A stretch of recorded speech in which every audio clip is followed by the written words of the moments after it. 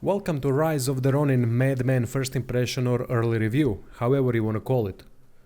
Played the game for about 10 hours on hard difficulty and uninstalled it, because I'm getting too old to play bad games for hundreds of hours. Especially after Avowed, that wasn't bad but still disappointing. Playing fully 2 games in a row with one being worse than the other for 50 or 100 hours is something I can't do anymore just for the sake of a full review. I've seen the signs of Team Ninja's downfall ever since Nioh 2 was released. Lazy copy-paste tactics of that studio destroyed the Nioh franchise for me, and Rise of the Ronin being another copy-paste job but now with nothing good about it shows how they've reached the bottom. I'm not touching another one of their games until they fire most of the big decision-making people, Nioh 3 included. It's going to be the same as Nioh 2 anyway, with more systems and mechanics piled on top of it, so that they can say they did something new while in reality it's an updated Nioh 1. Nioh 2 was Nioh 1.5, so I don't know what the third one would be. Nioh almost 2. Doesn't matter, cause I won't be playing it. After Wo Long and seeing Rise of the Ronin trailer for the first time, I thought that they are making a change and might actually do something different with Ronin.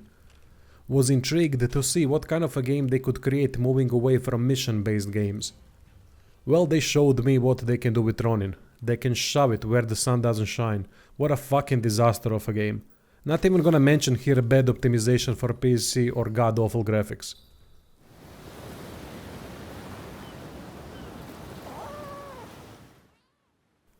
Graphics are irrelevant if the game is good in most cases, although good graphics do help in 3D action games, but gameplay is almost everything in an action RPG.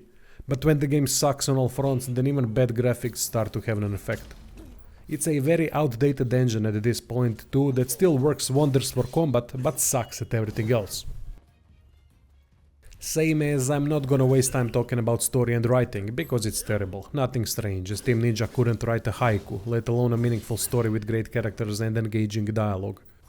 It was enough to see the intro when Grandma or Trans Grandma, I don't know what it is slicing through enemies like a knife through butter. Even a 7-year-old would look at that with a raised eyebrow.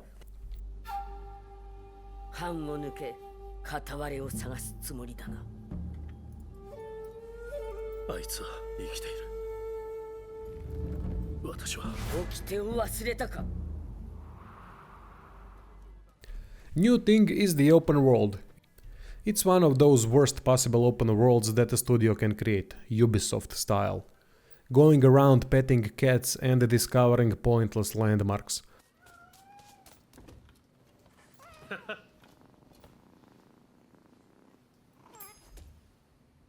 Only worthwhile thing mentioning about the open world is how players can liberate villages by defeating bandits there. That at least gives world building effect, even though those newly saved villages are as alive as Ricky's goldfish Orangey from Trailer Park Boys. It's dead, that's the point. Oh, and the brilliant introduction of completely pointless "we all have a level" system that ruins the exploration. Not that there is anything interesting to explore, but still. Look at this. Space between these 2 public order events is 2 streets, and one is way below my level while the other one is above. Progression locked by having gear levels. What the fuck? How fucking stupid a studio can be to see what Assassin's Creed has done by introducing idiotic levels for everyone's system in an open world setting and say, "God damn, what a great idea, let's do that." My god, I'm getting a headache.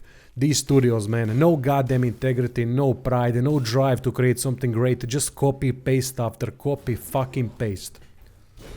Well, at least the gameplay is great, it's Team Ninja after all. Nope, they screwed that up too. Stealth is as basic as it gets, enemies don't even notice dead companions. Though I like the reliance on stealth to decrease the difficulty of the encounters, it can motivate players to play the game dynamically by mixing stealth and action.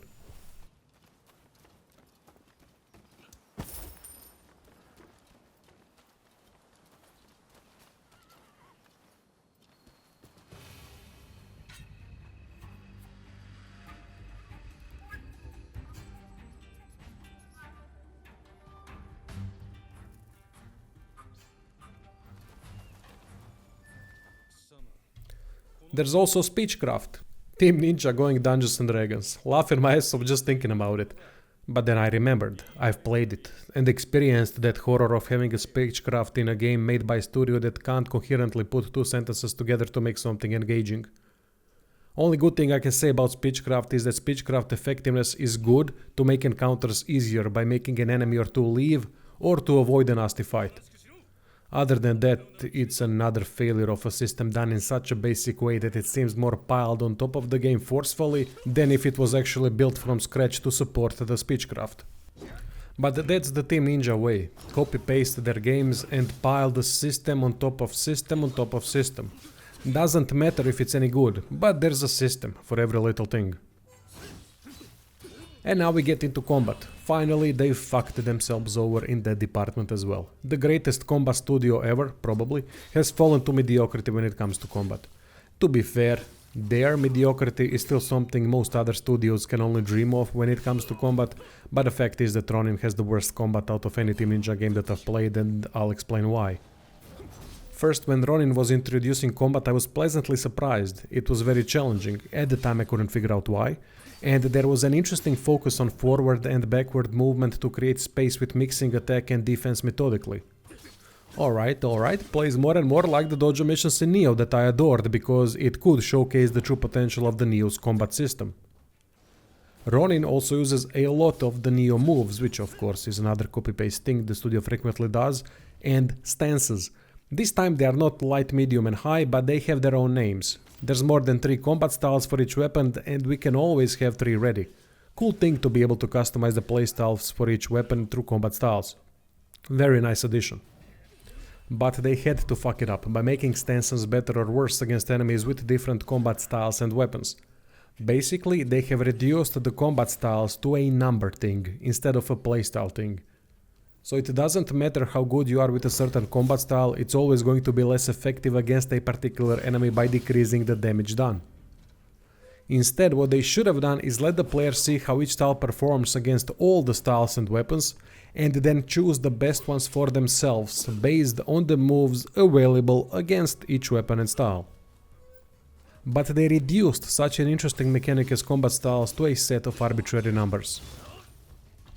Nioh combat moves are in the game, which is great regardless of the copy-paste. No matter how outdated the engine is, the way combat animations are done is fantastic.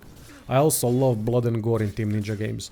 They don't hold back, and even if it's over the top like it is, which adds a bit of a plastic feeling to it all, it's still much better than reducing it.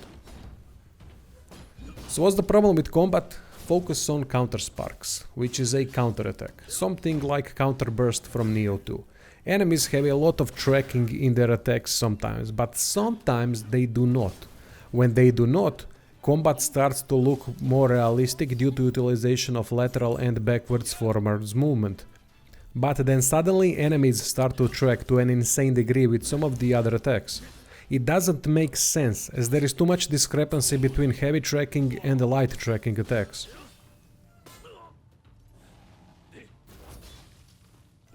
Then the biggest issue is that some of the enemy attacks have infinite poise while others don't. Makes no bloody sense. I like to play the distance game and interrupt enemies when they make a mistake of attacking because I would be able to hit them faster.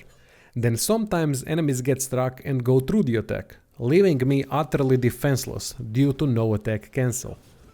Only thing we can do during our combo is to try the counter spark to parry the infinite poise attack.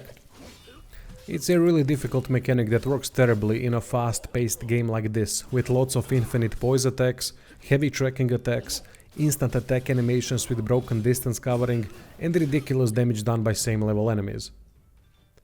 And that's again one of the biggest problems in a Team Ninja game. People say that Team Ninja games are challenging. No, they are annoying.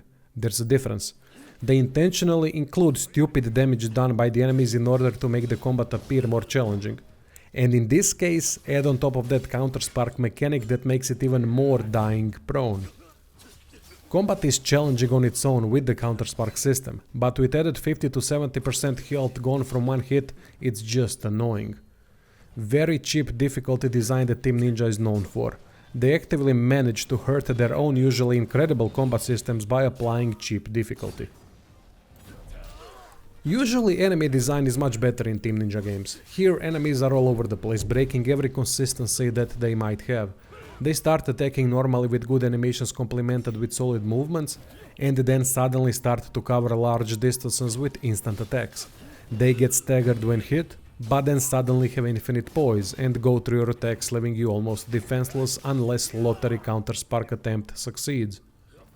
They hit air when the player manages to properly manage distance or move to the side, but suddenly there's 100% tracking on some of the attacks. It's a downgrade for sure.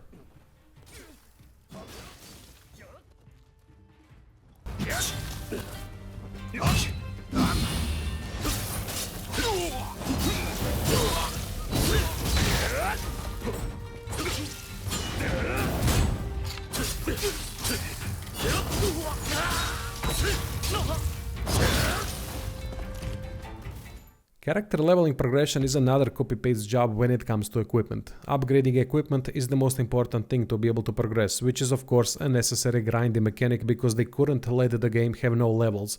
Because without levels they would have to create a more meaningful exploration and overall much more detailed game, but since there are levels, they can pile systems and systems on top of it. Busy, boring work.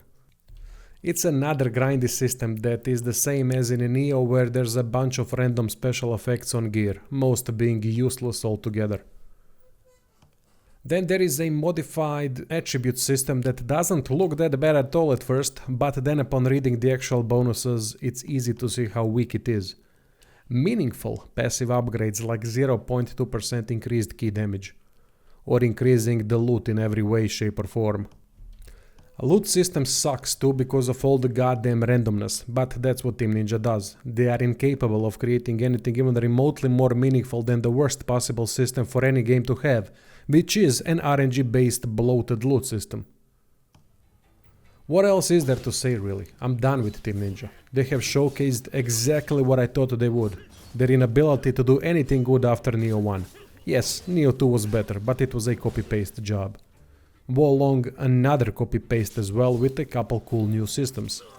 Ronin, another Neo copy-paste job, but this time in a terrible open world with the worst combat to date. Can't remember Stranger of Paradise that well, so don't want to include it as a copy-paste. Anyone defending Team Ninja after Rise of the Ronin should do an ostrich method of plunging their head in the sand and never ever talk again about games or gaming. Stockholm Syndrome fans. Rise of the Ronin. Rise of the Dickhead, more likely. Anyway, I'm out. Thanks for watching.